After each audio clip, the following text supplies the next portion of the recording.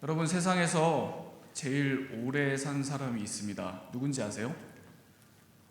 중국에 누가 제일 오래 살았다, 일본에 누가 제일 오래 살았다 하는 이야기들이 많이 있는데, 공식적으로 세상에서 가장 오래 살았던 사람은 프랑스에 계셨던 잔 칼망이라고 하는 할머니입니다. 이 할머니는 그 기네스북의 기록에 의하면 1997년도에 122세까지 사신 것으로 기록이 되어 있습니다.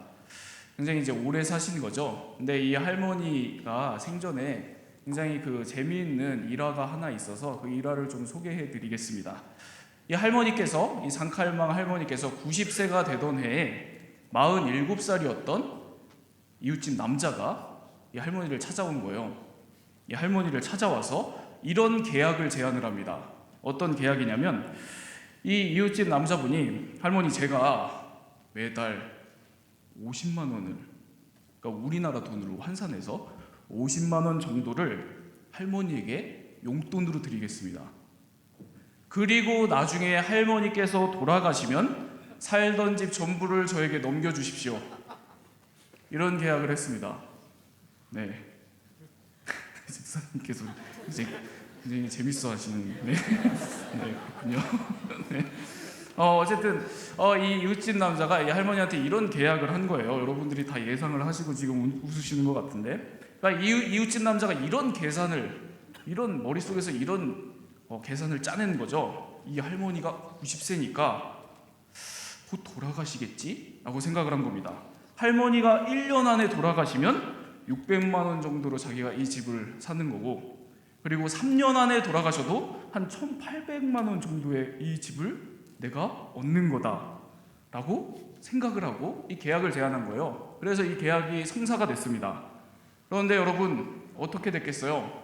이 할머니께서 1년이 지나고 2년이 지나고 5년이 지나고 10년이 지나도 안 돌아가시는 거예요. 안 돌아가시는 겁니다. 그러다가 결국에는 이 이웃집 남자분께서 30년을 기다렸습니다. 그리고 결국에는 이 남자분이 먼저 돌아가셨어요. 이 실화입니다, 여러분. 실화예요. 가슴 아픈 얘기입니다, 여러분. 이 이웃집 남자분의 문제가 뭐였을까요, 여러분? 무슨 문제가 있는 거죠? 이 사람이 남의 죽음은 열심히 계산을 했는데 정작 자기가 죽을 것을 계산을 안 한 겁니다. 여러분, 우리가 살아가면서 꼭 계산해야 할 것이 하나가 있습니다. 이게 뭐냐면, 저와 여러분들이 반드시 죽는다는 겁니다. 다시 말씀드리면, 저와 여러분들의 인생에는 끝이 있다는 겁니다. 그러면 여러분, 참 분명해지거든요. 끝이 있는 한 번뿐인 내 이 인생, 어떻게 살아야 할지, 내가 오늘 당장 무엇을 하면서 살아야 되고 무엇을 하지 않으면서 살아야 될지, 그게 굉장히 분명해질 겁니다. 성경의 야고보서를 보면 예수님의 형제 야고보가 이런 말을 하는 것을 우리가 볼 수가 있어요. 내일 일을 너희가 알지 못하는도다. 너희 생명이 무엇이냐? 너희는 잠깐 보이다가 없어지는 안개니라. 우리가 보고 누리는 이 모든 것들 다 사라질 날들 있다는 겁니다. 손에 쥔 이 모든 것들이 안개처럼 없어질 날이 온다는 거예요. 그런데 누가 먼저 끝날지 모른다는 겁니다. 저나 여러분이나 누가 먼저 이 인생이 끝날지 모릅니다. 내 인생의 끝이 당장 내일일 수도 있는 겁니다. 여러분, 이렇게 끝이 있다, 내 인생, 이 세상에는 끝이 있다, 이런 생각을 하면서 오늘 당장 이 하루를 어떻게 살아야 할지 계산하면서 사는 것, 바로 이것을 우리 기독교 신앙에서는 종말신앙이라고 합니다. 종말신앙이요. 저는 오늘날 우리 기독교 신앙에서 잃어버린 것들이 몇 가지가 있는데, 그 중에 가장 중요한 것이 바로 이 종말신앙이라고 생각을 합니다. 왜 그럴까요, 여러분? 당장 내일이 내 인생의 마지막일 수도 있다는 그런 생각을 하면 오늘 내 삶을 어떻게 살아야 할지 계산이 딱 나옵니다. 내가 뭘 지금 당장 해야 할지, 뭘 하지 말아야 할지 계산이 나오고, 그 계산에 따라서 오늘 우리의 삶이, 나의 삶이 달라지게 되어 있습니다. 여러분, 이것을 가지고 조금만 더 생각을 해볼까요? 여러분, 교회도 마찬가지거든요. 교회도 마찬가지입니다. 오늘날에 있는 많은 교회들이 우리들은 100년 만년 영원할 것이라고 다들 생각을 합니다. 그리고 교회라는 이름으로 자기들만의 왕국을 건설하려고 하고 그 안에서 아등바등하는 것을 잘 볼 수가 있습니다. 그런데 여러분 뭐예요? 지상의 모든 교회도 다 끝이 있습니다. 어떤 교회도 피해갈 수는 없습니다. 영원히 이 모습 그대로일 것이라고 생각을 한다면 그건 굉장히 큰 오산이라는 겁니다. 대단한 교회, 잘 나가는 교회라고 할지라도 모두 다 여러분 끝이 있습니다. 이렇게 우리 모두가 끝이 있다는 것을 생각을 한다면 여러분 교회도 당연히 달라지겠죠. 쓸데없는 것 해야 될 이유가 없습니다. 하나님 앞에서 오늘 우리들이 뭘 해야 될지, 뭘 하지 말아야 할지 분명히 우리가 알게 될 겁니다.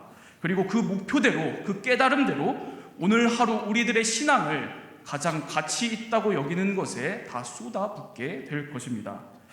여러분, 오늘 우리 상당 청년교회 바로 이렇게 바른 종말 신앙을 갖기를 원합니다. 바른 종말 신앙으로 오늘 저와 여러분들에게 주어진 이 하루, 이 신앙을 살아내기를 바랍니다. 여러분, 하나님께서 원하시면 당장 내일이라도 우리들이 끝일 수 있습니다.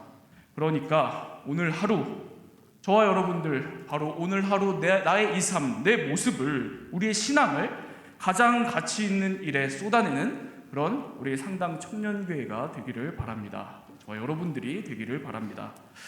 여러분, 우리가 지난 2달 동안 이 요한계시록 말씀을 계속해서 나누고 있거든요. 드디어 마지막입니다. 오늘 마지막입니다. 이제 우리는 대림절로 넘어갈 거예요. 예수님 이제 기다려야죠. 네. 오늘 마지막 말씀입니다. 사도 요한이 박해 가운데 계속해서 환상을 보았는데 오늘 이 뒷부분에 이르면 그 환상도 점점 끝에 이르게 됩니다. 요한계시록의 배경을 다시 한번 정리해서 말씀을 드리면 초대교회가 이런 상황에 있었다고 말씀을 드렸어요. 굉장히 많은 어려움들을 겪었다고 말씀을 드렸습니다. 교회가 박해를 받았고, 그리고 많은 유혹, 세상의 유혹을 받았고, 그리고 실제로 교회들이 세상과 타협을 했고, 그 과정 가운데 많은 믿는 사람들이 믿음이 흔들리고 교회를 떠나는 그러한 어려움들, 아픔들이 있었다고 말씀을 드렸습니다. 이런 상황 가운데, 이 배경 가운데 하나님께서 사도 요한에게 환상을 보여주신 거라고 말씀을 드렸었죠. 교회를 흔드는 권세의 무리들, 그리고 존재들, 이런 것들에 대한 환상을 하나님께서 사도 요한에게 보여주십니다. 그리고 각종 재앙들이 계속해서 이 땅에 임하는 것을 하나님께서 사도 요한에게 보여주십니다. 참 어려웠던 시기를 그려내고 있는 겁니다. 참 살아가기 힘든 시절, 신앙을 가지고 최소한의 신앙 양심을 가지고서라도 살아가기가 참 어려웠던 그런 시절을 이 요한계시록이 한결같이 그려내고 있는 겁니다. 그런데 이제 요한계시록 뒷부분 19장부터는 이 모든 어려움, 이 모든 일에도 끝이 있다는 것을 사도 요한이 보게 됩니다. 교회를 흔드는 영적 세력들, 바벨론과 같은 그런 권세들, 그런 모든 세력들이 멸망하는 모습을 봅니다. 또 최후에 사탄과의 마지막 전쟁이 있고, 그리고 최후의 심판이 벌어지는 것을 또한 보게 됩니다. 그리고 그 모든 것이 다 지나가고 나서, 모든 것들이 다 끝나고 나서 끝날에, 마지막 날에 벌어지는 사건이 바로 이 오늘 말씀의 내용입니다. 이 오늘 말씀을 다시 한번 보면서 우리들의 이 끝날 앞에서 어떤 종말 신앙을 가지고 살아야 할지를 한번 보도록 하겠습니다. 21장 1절과 2절 말씀을 함께 보겠습니다. 네, 21장 1절과 2절 함께 읽겠습니다. 시작.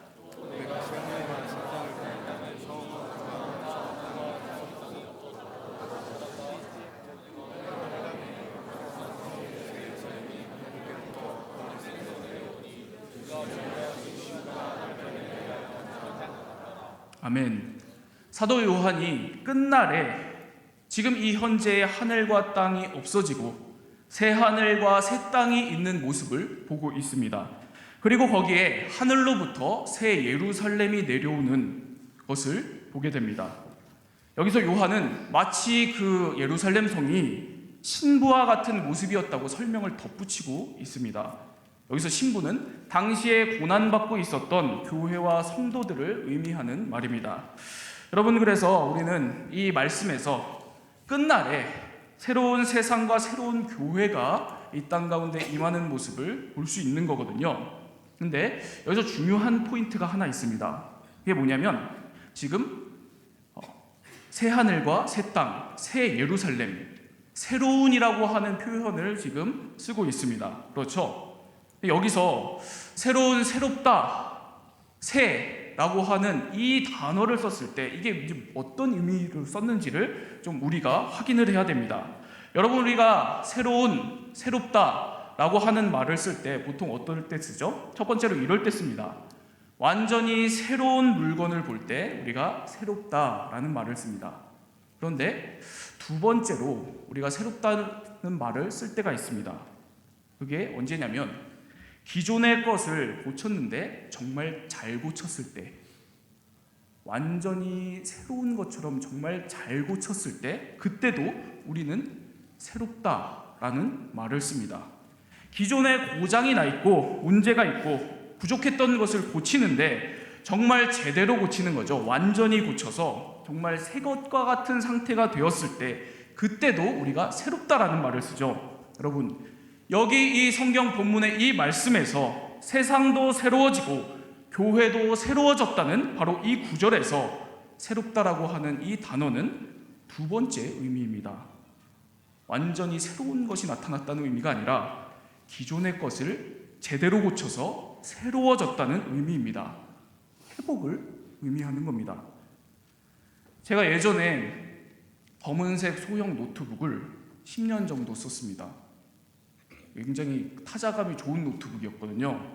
그래서 글을 쓰기에 굉장히 이렇게 만족스러워서, 제가 20대 때는 영화 한답시고 이제 나는 작가다라는 생각에 또 이렇게 노트북 들고 이제 매일 아침에 대학로에 있는 카페에 이렇게 가서 펴놓고 이렇게 너무 이상하죠? 지금 생각해보면 왜 그랬나 싶은데 그때는 그게 되게 멋있는 건 줄 알고 그랬던 적이 있습니다. 그 노트북 굉장히 이제 타자감 좋고 이 글쓰기에 너무 좋아가지고 오래 가지고 다녔습니다. 그래서 추억이 굉장히 많은 노트북이었거든요. 대학교 내내 이제 노트를 다 거기다 했고, 그리고 제가 이제 영화를 만들던 시절에 모든 시나리오 그리고 작업 관련한 모든 그 메모와 그 문서들이 다 거기 있었습니다. 그런데 어느 날부턴가 그 노트북을 굉장히 애지중지해서 떨어뜨린 적도 한 번도 없는데, 그런데 하드가 인식이 안 되는 거예요. 그러다가 아예 부팅이 안 돼 버렸습니다. 그래가지고 제가 놀라서 그 컴퓨터를 AS 센터로 가지고 갔어요. 다행히 제 예상보다 아주 적은 비용으로 노트북을 수리해 주겠다고 하시더라고요. 그건 굉장히 다행이었는데, 그런데 계속해서 하시는 말씀이 하드는 교체를 해야 된다고 이야기를 하는 겁니다. 그 안에 있는 데이터는 복구가 어렵다는 얘기를 제가 듣게 됐습니다. 그 하드에 그 안에 내 시나리오, 메모, 그 모든 것들이 다 들어있는데 근데 그 복구가 어렵다는 거예요. 그래서 너무 절망을 했겠죠, 제가. 사실 돈이 문제가 아니라 그 자료들이 나의 전부였는데 그걸 하루아침에 다 잃어버리게 된 겁니다. 너무 잃어버릴 수가 없었던 거죠. 그 자료가 없으면 아무리 AS 센터에서 새 노트북으로 고쳐준다고 한들 이게 저한테는 아무 의미가 없는 거잖아요. 여러분, 제가 설교 준비하면서 이 생각이 떠오른 이유는 우리의 끝날이 이와 같다는 거거든요. 여러분, 지금 우리가 겪고 있는 이 모든 관계, 이 모든 기억, 이 모든 추억들이 다 사라지고 새로운 하나님 나라, 새로운 세상을 산다면 여러분, 그게 우리들에게 과연 무슨 의미가 있을까요? 우리의 지금 인생이 완전히 다 사라지고 새로운 존재, 새로운 인생으로 우리가 살아간다면 그러면 그게 우리들에게 과연 무슨 의미가 있겠냐는 그런 말씀입니다. 여러분, 그래서 하나님께서 우리에게 주실 우리의 끝날은 회복입니다. 여러분들이 이것을 반드시 기억하시기 바랍니다. 하나님께서 우리에게 주실 끝날은 지금 우리의 관계, 우리의 기억들, 심지어 아픔과 상처가 싹 다 사라지는 그런 끝날이 아니라 이 모든 것들이 그대로 유지되면서 제대로 완전히 고쳐지는 바로 그러한 회복의 끝날입니다. 회복입니다. 지금 우리들이 정말 제대로 고쳐져서 새롭게 될 것이라는 겁니다. 그리고 지금 우리가 몸담고 있는 이 교회도 새로워지고 이 세상도 제대로 고쳐져서 새로워질 것이라는 그런 말씀입니다. 여러분, 이 의미가 그 다음 말씀에 정확하게 설명이 되거든요. 그 다음 말씀을 계속해서 같이 보도록 하겠습니다. 3절과 4절을 보시기 바랍니다. 네, 3절과 4절 말씀 함께 읽겠습니다. 시작.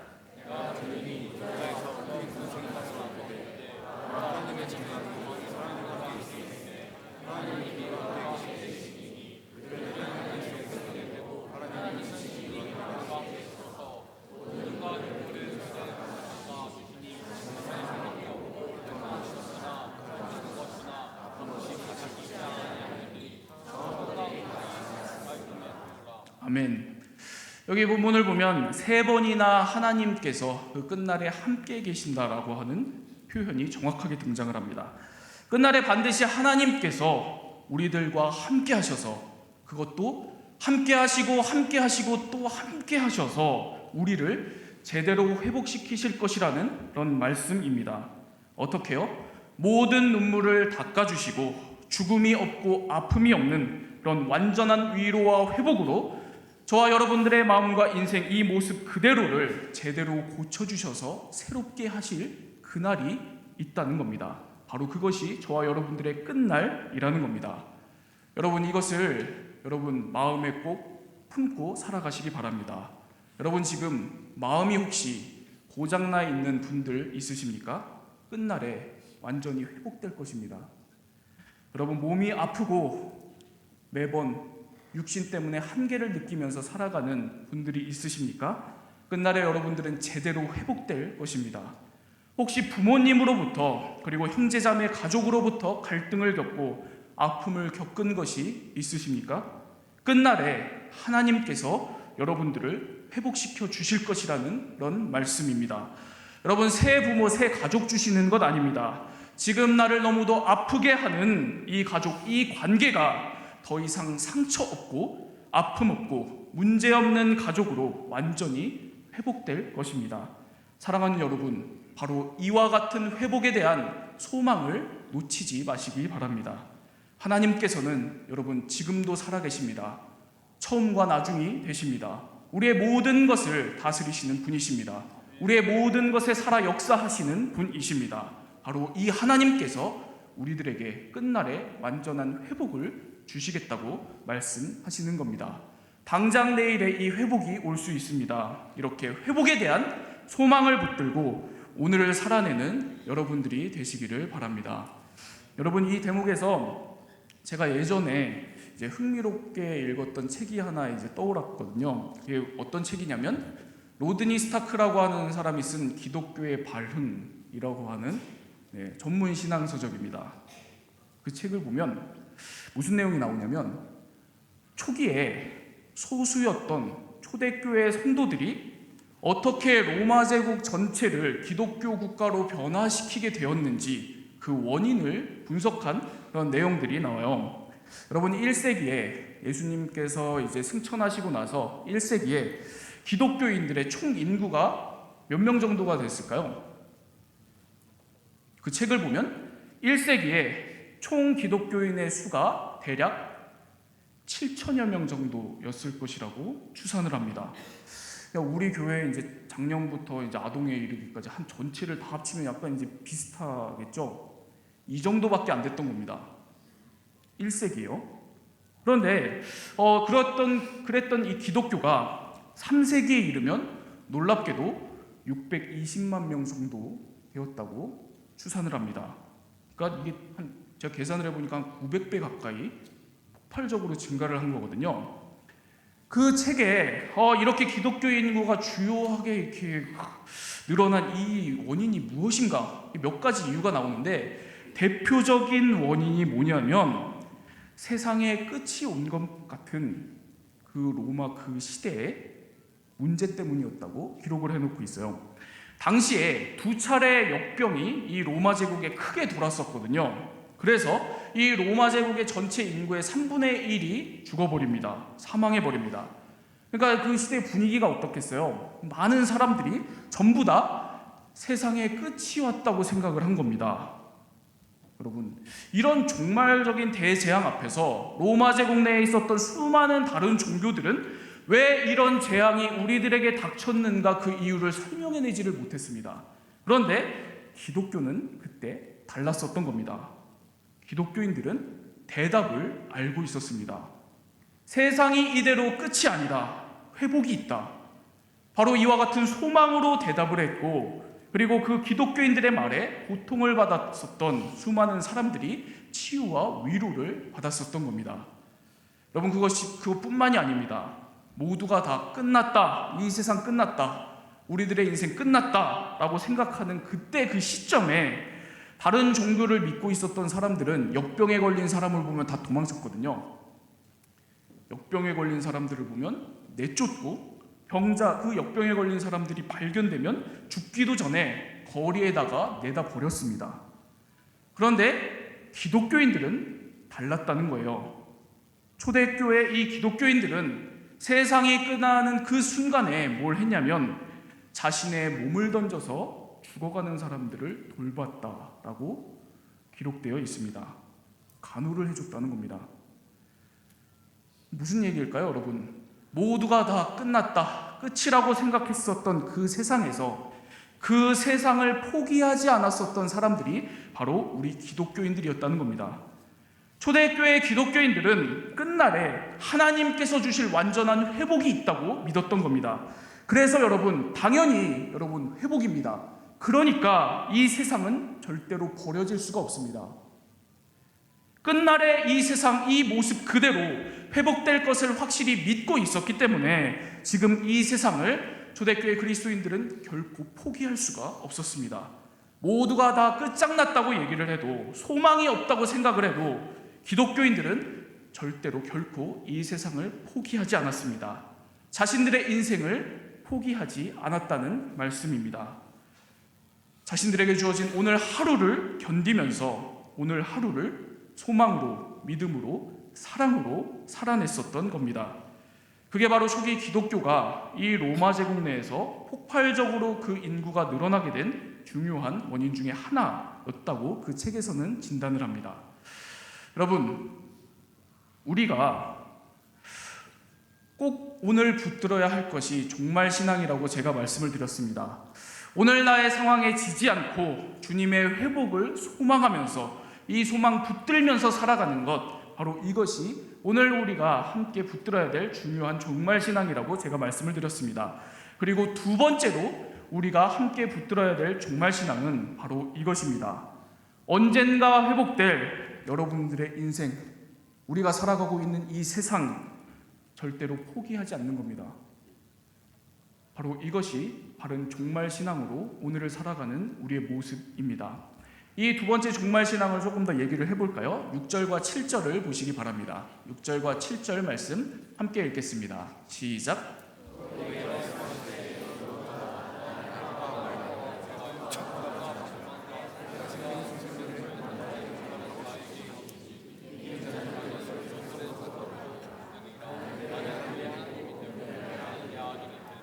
아멘. 하나님께서 사도 요한을 통해서 교회와 성도들에게 이기는 자가 되라고 말씀하고 계시는 대목을 우리가 볼 수 있습니다. 회복에 대한 소망을 붙들면서 살 뿐만이 아니라 그 소망을 가지고 지금 오늘의 삶을 포기하지 말고 살아내라는 그런 말씀입니다. 삶이 아무리 힘들어도, 믿음으로 사는 것이 아무리 어려워도, 교회가 흔들리고 어려움 가운데 있다고 하더라도 그래도 회복에 대한 소망을 포기하지 않고 살아가라는 겁니다. 오늘을 견디면서 믿음의 삶을 살아내라는 그런 말씀입니다. 그리고 바로 그렇게 이기는 삶을 사는 자에게는 목마른 자에게 물을 주시는 것처럼 생명수 샘물을 값없이 부어주시겠다고 약속의 말씀을 하고 계십니다. 여러분, 제가 예전에 그 이스라엘 하고 그 근처 지역에 성지순례를 간 적이 있거든요. 그 성지순례 이제 코스 중에 요르단에 있는 그 페트라라고 하는 지역을 갔었습니다.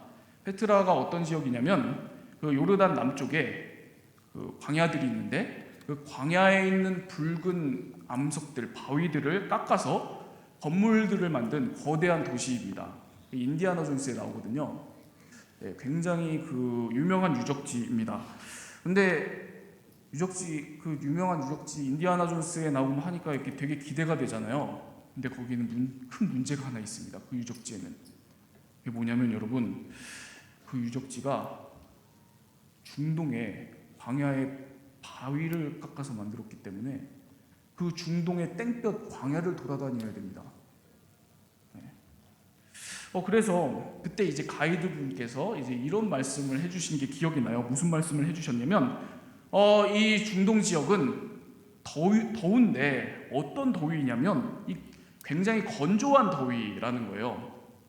수분이 없는 굉장히 건조한 더위이기 때문에 수분이 어떻게 되냐면 나도 모르게 내 온몸에서 빠져나간답니다.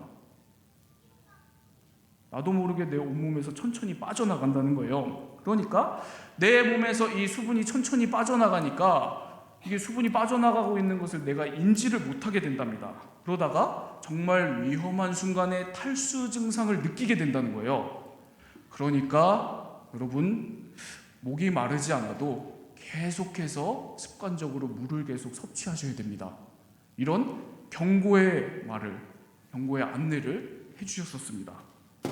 그런데 여러분, 그럼에도 불구하고 이게 너무 건조하고 또 태양이 뜨겁고, 근데 또 이제 우리와 같은 한국인들은 또 가면 이제 다 봐야 되잖아요. 중단할 수 없잖아요. 아무리 날이 덥고 내가 쓰러질 것 같아도 다 봐야 됩니다. 그래서 이제 같이 간 일행들과 다 봐야 되는 거죠. 다 보는데 일행 중에 한 분이 쓰러져 버린 거예요. 그래서 제가 그때 너무 걱정이 돼서 좀 오바를 했죠.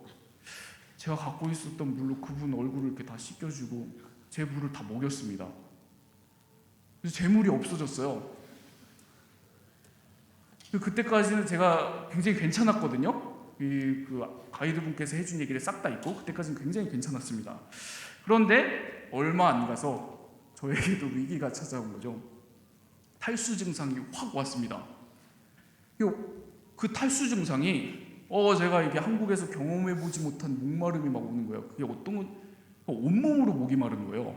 내 온몸이 물을 원하는 겁니다. 미칠 것 같더라고요. 근데 막 미칠 것 같아가지고 막 이러는데 그때 마침 낙타가 이렇게 지나가는데 낙타 그 등에 이렇게 그 물주머니가 이렇게 몇 개 이렇게 걸려 있는 걸 이렇게 제가 봤습니다. 근데 진짜 그 순간 다른 아무것도 안 보이고 그 낙타 등에 걸려 있는 그 물주머니만 보이는 거예요.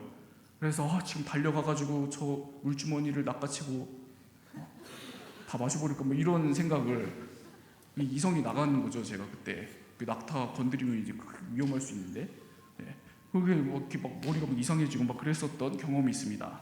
제가 그때 이 성경에서 말하는 목마름을 제대로 이렇게 알게 됐었거든요. 온몸으로 목마른 거예요. 성경의 목마름이 온몸으로 목마르다라는 것을 얘기를 하는 거구나. 온몸으로 이 목마름의 회복만을 바라보는 자, 바로 이것이 성경에서 말하는 목마름이고 목마른 자라는 것을 그때 알게 됐습니다. 주님께서 여러분 이 요한계시록 오늘 말씀에서 주님께서 이기는 자에게는 목마른 자가 물을 얻고 회복하는 것처럼 생명을 부어주시겠다고 말씀을 하셨습니다. 목마른 자가 온몸에 수분이 다 쫙 빠져서 육신이 완전히 메말라버리고 그래서 삶의 지경이 메말라 비틀어지고 쩍쩍 갈라져 버린 그런 사람에게 주님께서 물을 주셔서 완전히 회복시키시는 것처럼 오직 주님을 향한 회복의 소망 가운데 오늘을 포기하지 않고 믿음의 삶을 살아내는 그 믿음의 사람은 주님께서 반드시 완전한 회복의 생명수를 부어주시겠다는 겁니다. 바로 그 약속을 하시는 그런 말씀입니다. 여러분, 제가 오늘 이 설교를 준비하면서 가장 많이 생각을 했었던 것이 이 거룩한 바보라는 것이었거든요. 거룩한 바보라는 단어를 들어보신 적 있나요? 거룩한 바보요. 러시아 정교회 신앙과 그 문화 가운데 이제 주로 등장하는 말입니다. 러시아 말로 유로집이라고 하거든요. 예전에 러시아 사회에 있었던 특정한 사람들을 지칭하는 그런 말이에요. 거룩한 바보라는 말이죠. 그래서 이제 러시아의 소설들 문화들을 보면 이게 자주 등장을 하거든요. 도스토예프스키의 소설을 보면 이 거룩한 바보들이 굉장히 자주 등장을 합니다. 거룩한 바보들이 어떤 사람들이냐면 너무 순수하게 이 타락한 세상에서 너무 순수하게 사랑을 실천하고 신앙을 지키면서 살아가는 사람들, 바로 이런 사람들이 거룩한 바보들입니다.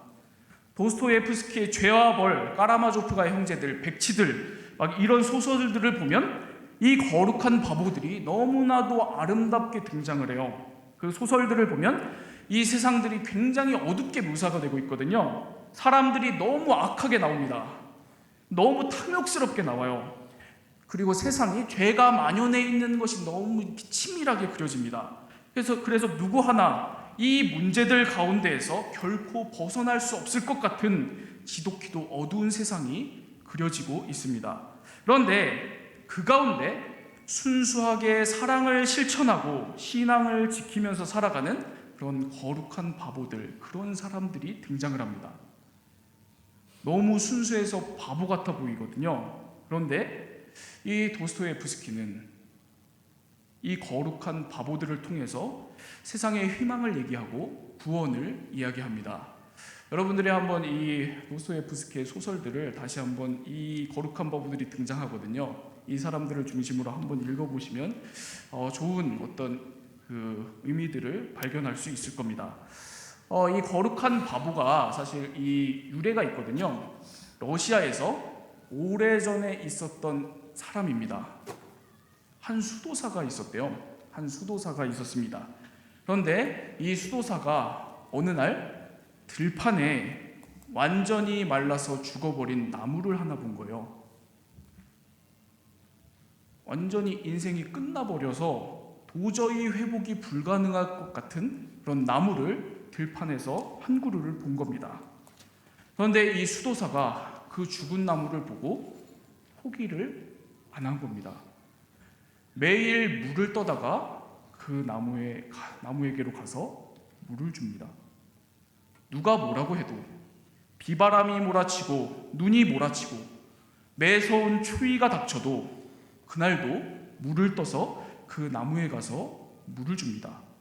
물을 주고 또 주고 또 물을 주고 또 주고 나무는 계속 죽어 있는데 계속해서 물을 줬답니다. 그런데 어느 날 정말 그 나무가 기적처럼 회복되어서 다시 살아났답니다. 이게 러시아 그 민간에 있는 그런 얘기고, 이런 삶을 살아가는 사람들이 거룩한 바보라고 이야기를 합니다. 바로 이게 러시아 정교의 신앙을 아주 오랜 시간 지탱해온 중요한 신앙 중에 하나거든요. 여러분, 그리고 오늘 저와 여러분들이 붙들어야 될 바른 종말 신앙입니다. 여러분, 세상이 완전히 끝난 것 같아도, 그리고 내 인생이 완전히 끝난 것 같아도 그 끝은 결코 끝이 아닙니다. 나는 포기하지 않는다. 나는 소망 버리지 않는다. 이 믿음 가지고 끝까지 주님 바라보면서 매일 그 작은 회복의 소망을 오늘 나의 삶에 아주 작게라도 실천하면서 살아가는 것, 언젠가 그 소망이 실현될 것을 오늘도 내가 보이지 않아도 그것을 믿고 그 소망을 품고 오늘 나의 삶에 아주 작은 소망의 실천을 해내는 것, 바로 이것이 오늘 저와 여러분들이 살아가야 될 바른 종말신앙이라는 것입니다. 여러분, 말씀을 맺겠습니다. 여러분, 우리에게는 다 끝이 있습니다. 저와 여러분들에게 끝이 있습니다. 이 끝에 앞에서 여러분, 우리가 살아가야 될 바른 삶이 바로 종말신앙을 가지고 살아가는 것이라고 제가 말씀을 드렸습니다. 여러분, 어떻게 살아가는 것일까요? 끝까지 포기하지 마시기 바랍니다. 끝까지 소망 버리지 않는 여러분들이 되시기를 바랍니다. 끝까지 살아계신 하나님을 바라보면서 오늘도 여러분들의 삶에 작디 작은 회복의 소망 하나라도 실천하면서 살아내면서 주님 주신 생명을 오늘도 살아가는 여러분들이 되시기를 바랍니다. 그럴 때 언젠가 여러분들이 품고 있는 그 소망은 현실이 될 것입니다. 우리 이 말씀 가지고 함께 기도하도록 하겠습니다. 사랑의 하나님 아버지, 하나님, 오늘 우리들의 삶이 깨어져 있고 상처받고 어렵고 무너져 있는 가운데 있는 것을 우리가 바라봅니다. 우리의 삶이 그러한 것을 우리가 바라보고 또 우리가 몸담고 있는 세상이 그러함을 우리가 또 바라보고 또 우리가 몸담고 있는 교회가 그런 모습이 있음을 우리가 바라보게 됩니다. 하나님 아버지, 그렇지만 우리가 이러한 현실을 살아갈지라도 하나님 언젠가는 이 모든 것을 완전히 새롭게 회복하실 주님에 대한 소망을 놓치지 않게 하여 주시옵소서. 그 회복에 대한 소망 가지고 믿음 가지고 오늘도 우리에게 주어진 삶을 살아가는 우리들이 되게 하여 주시옵소서. 소망을 포기하지 않게 하여 주시옵소서. 우리에게는 끝이 있고 그 끝에는 완전한 회복이 있고 하나님 나라가 있고 우리에게 그 어떤 것과도 비교할 수 없는 영원한 영광이 있음을 우리가 오늘도 바라보고 그 영광 가운데 소망 가운데 살아가는 우리들이 되게 하여 주시옵소서. 그 회복 가운데 하나님 우리가 오늘 하루의 삶을 버리지 아니하고 포기하지 아니하고 오늘 우리들의 삶을 회복시키실 주님을 기대하며 하나님 우리가 오늘 우리들의 삶 가운데 언젠가 우리가 누리게 될 그 회복의 씨앗을 오늘 지금 우리들의 삶에 뿌리며 살아가는 우리 모두가 되게 하여 주시옵소서. 이렇게 오늘도 주님의 회복의 삶을 살아내는 우리 모두가 되게 하여 주시옵소서. 이제는 우리 주 예수 그리스도의 은혜와 하나님의 극진하신 사랑과 성령의 인도하심, 보호하심의 은혜가 다시 한번 종말 신앙을 가지고 우리에게 주어진 이 삶을, 이 세상을 포기하지 않고 주님을 소망하며 살아가기로 결단한, 그렇게 오늘 하루의 삶을 살아내기로 결단한 여기에 모인 우리 모두의 머리 위에, 그리고 우리 상당 청년교회 모든 지체들의 삶 위에 이제로부터 영원토록 함께하여 주시기를 간절히 축원하옵나이다. 아멘.